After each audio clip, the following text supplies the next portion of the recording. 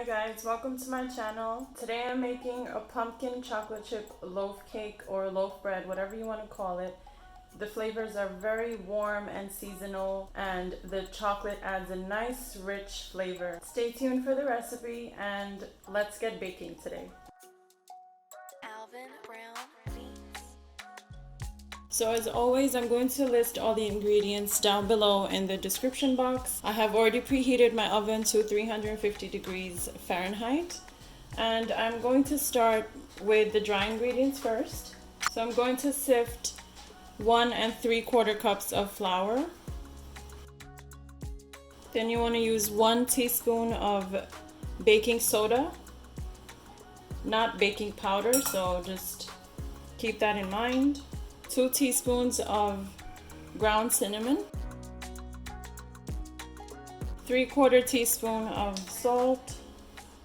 I'm going to grate in fresh nutmeg. And of course, guys, you can use the pumpkin spice powder that you can find in your supermarket. But I already had cinnamon and nutmeg in my pantry, so I decided to just use what I have. So 1/4 teaspoon of nutmeg. And if you do use the pumpkin pie spice, you just want to add about 2.5 teaspoons of it. 1/4 teaspoon ginger powder. And then just sift everything together really well. And then just set this aside, and I'm going to move on to our wet ingredients. In another bowl, I'm just going to mix the sugar and our wet ingredients. So I need 3/4 cup of regular sugar. Then you need 1/2 cup of dark brown sugar, 2 eggs,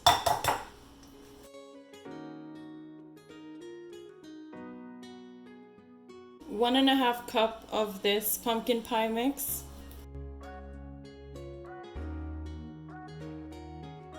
1/4 cup orange juice. Just with a whisk, you just want to mix everything up. You do not need a mixer for this.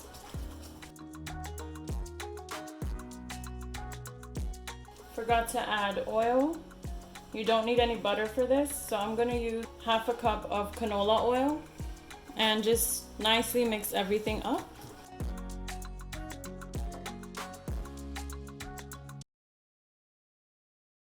So you must be wondering what I'm doing here while I was still mixing the wet ingredients. So what happened is my camera stopped recording as I was filming everything for you guys. And I didn't realize I mixed everything together. I mixed the wet ingredients into the dry ingredients, but I thought it was filming and none of it did. So I figured, you know what, instead of discarding the whole video, I still want to share the recipe. So let me come on here, explain my little technical difficulty or technical errors, and we can keep it moving and I can still share the recipe with you. So moving on to the recipe now.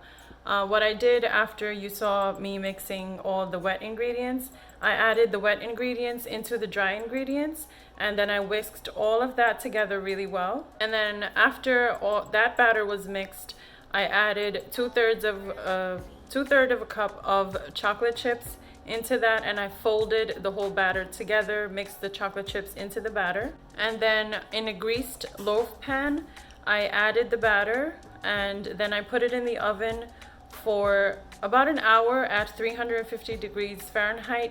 You do want to check on it as it is baking because you don't want it to burn or overcook or overbake or anything like that. So you do want to check on it periodically as it's baking. So as you can see, I put the batter into the greased pan, and then I also topped it with some chocolate chips, and it's been baking for about 30 minutes now. And I did insert a skewer in it and check if it's still wet inside or not. It still needs like another 20 minutes or so, and then I'll show you the final product. So I'm just going to quickly check on the cake and insert a skewer in here. So this looks like it's pretty much done. So I'm going to take this out of the oven and let it cool inside of this pan. So let's see how this comes out of the pan. You want to loosen all of the edges with a knife. And to take the cake out of the pan is always such a nerve-wracking experience because you want it to be perfect. So you want to take a large-sized plate and turn it over. And since the pan is hot, you want to be careful lifting it up. And then just flip it over.